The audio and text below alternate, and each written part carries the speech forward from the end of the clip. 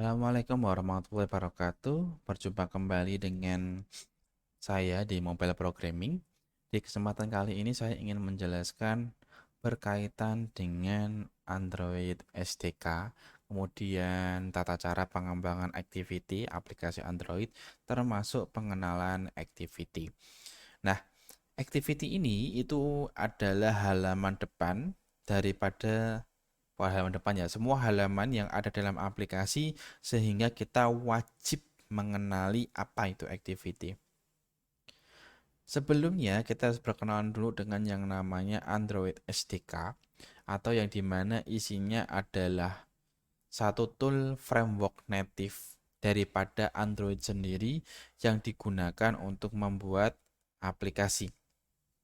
Jadi dengan adanya Android SDK ini atau framework native Android ini, uh, pembuat aplikasi tidak perlu memikirkan membuat satu persatu daripada item yang ada di aplikasi. Jadi nggak perlu bikin yang namanya button maupun yang lainnya. Ya, jadi semua elemennya sudah ada, tinggal memakai saja. Itu yang menjadi kunci untuk pembuatan aplikasi Android SDK. Nah, pada dasarnya sangat direkomendasikan untuk mendownload Android Studio yang ada di Google atau dulu kita menyebutnya sebagai ADT Bundle, yang dimana di situ sudah berisi semua yang berkaitan atau diperlukan oleh sistem untuk membuat aplikasi. Jadi sudah ready semuanya dan bisa di-download di link yang ada di depan. Itu salah satu contohnya saja. Ya. Nah, nanti ketika kalian mendownload daripada ADT ini, kalian akan mendapatkan yang berupa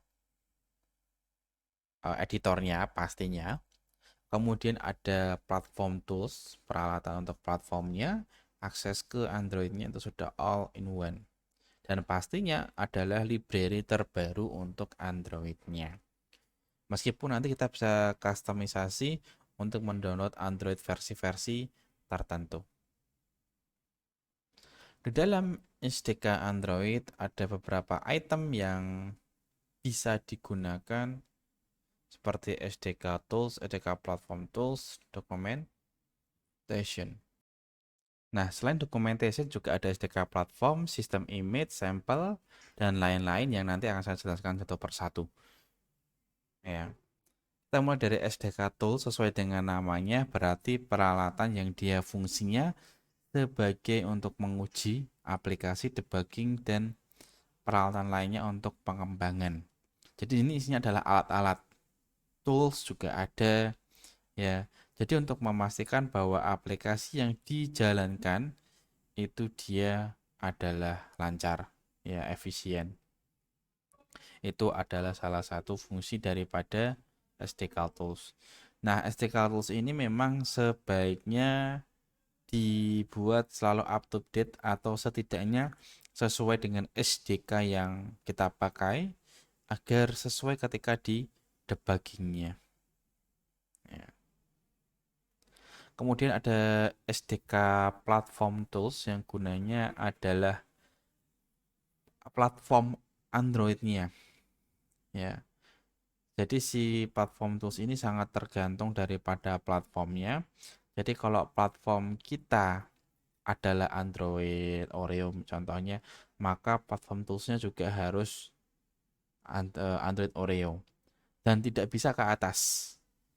Ya, contohnya kalau kita ingin memakai di versi yang bawah kayak Marshmallow atau Nougat itu bisa, tetapi kalau di atas Oreo dia tidak bisa. Itu yang menjadi kelemahan daripada platform tools.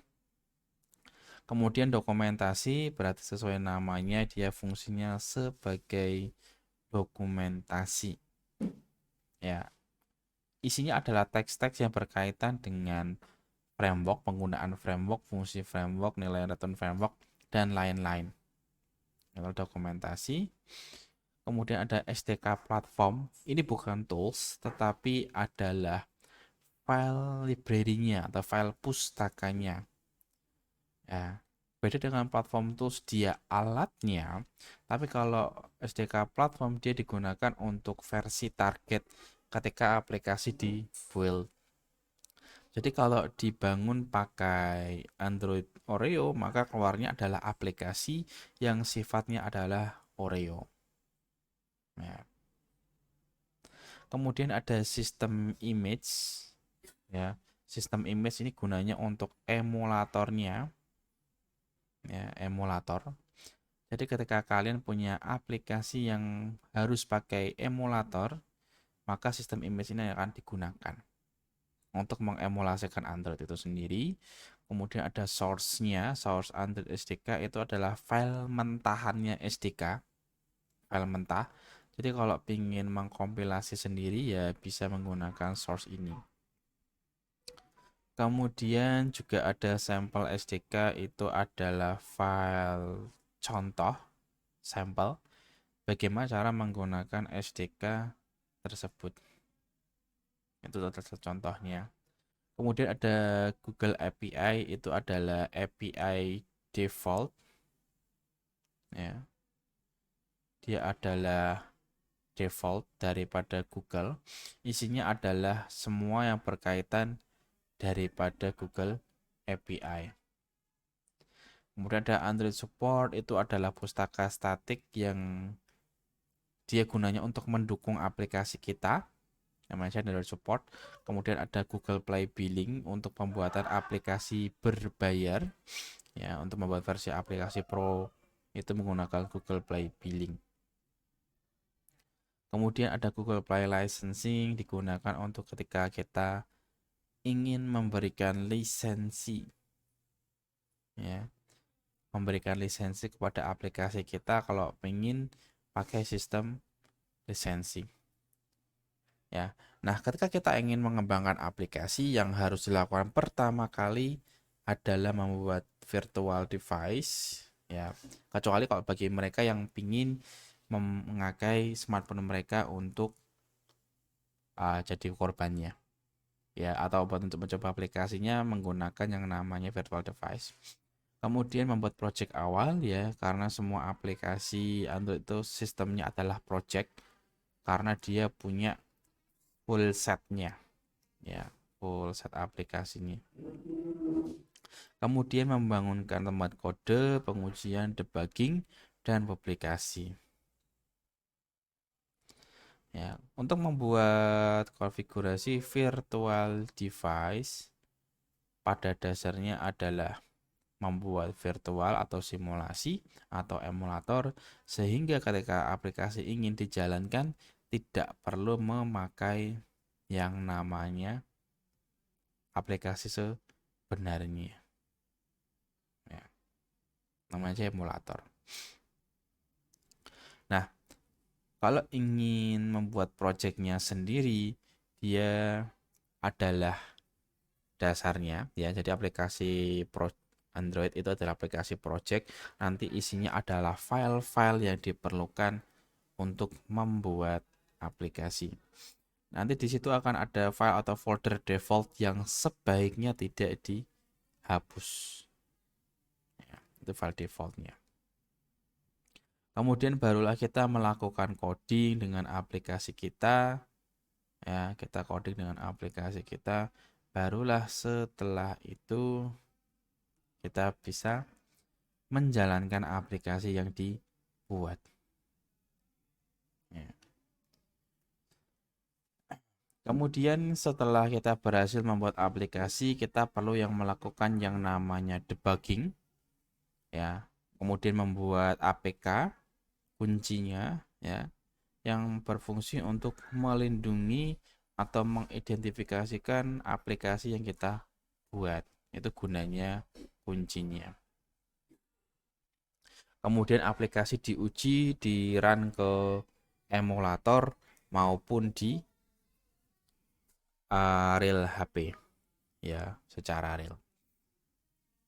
Itu adalah pengujian yang harus dilakukan. Nah, apa yang bisa diujikan ketika aplikasi kita pengen uji? Ada yang namanya penggantian orientasi ya. Yang tadinya portrait dibuat landscape. Ya, ada yang error atau tidak. Kemudian ada penggantian konfigurasi, settingannya dirubah-rubah. Kemudian umur baterai. Pengaruh enggak aplikasi kita dengan umur baterai? Apakah nyedot HP atau tidak? Kemudian ketergantungan sumber daya eksternal. Ya. Perlukah dia Bluetooth, perlukah dia internet, itu juga harus diperhatikan. Kemudian fungsionalitasnya sendiri. Bisa nggak aplikasinya berjalan dengan baik?